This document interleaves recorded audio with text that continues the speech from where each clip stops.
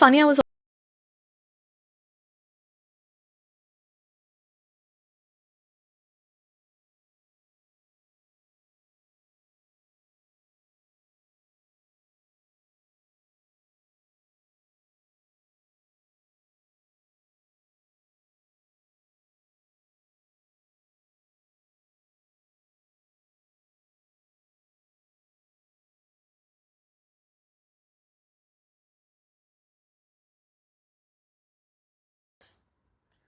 like, no matter how close you get to someone, it's never quite close enough.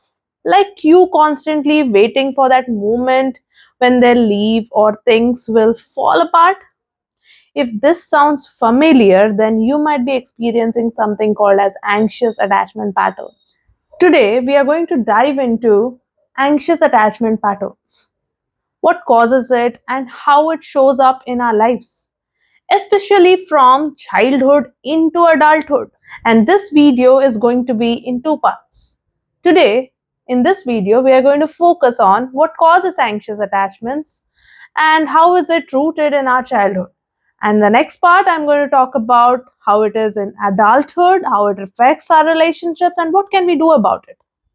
Attachment styles are deeply rooted in our childhood experiences, especially how our primary caregivers responded to our emotional needs.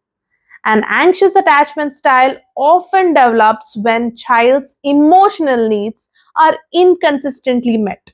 For instance, sometimes a parent, might be warm, present, and comforting, but other times they might be emotionally unavailable or maybe preoccupied with certain other things.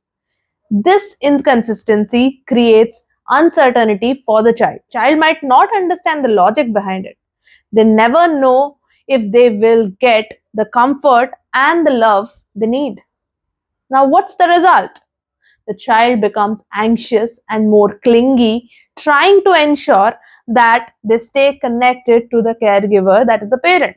Now let's imagine, a young child who reaches out for comfort when they are upset.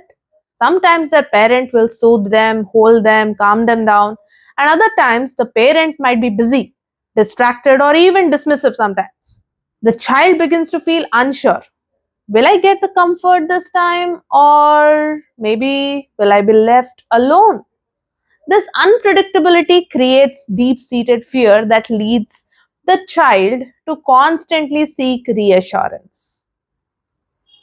Maybe sometimes negatively too. Now, how does it look in your childhood? Or how does anxious attachment look in children? If you're a parent and you're watching this, watch out for these symptoms. And if you're an adult, just check these symptoms out or these situations that if it existed in your childhood.